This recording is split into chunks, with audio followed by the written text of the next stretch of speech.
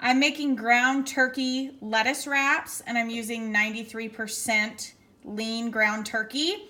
To flavor the meat, I put garlic powder in it, lots of garlic powder, fresh lemon juice, and ketchup, teriyaki sauce. I have the amounts. I'll put them in my meal plan. And then I've got over here in this pan, I've got sauteed carrots and green onions that I'm going to put in it.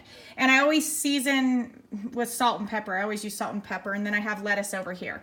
So I'm just going to fill up these wraps, and they're really, really easy to make. I've been in the kitchen maybe 10 or 15 minutes cooking this up. And once I fill them in the lettuce wraps, they will be ready to go. So this is another really easy dinner that's super healthy with lots of vegetables. Go visit theeverythinghousewife.com for more details.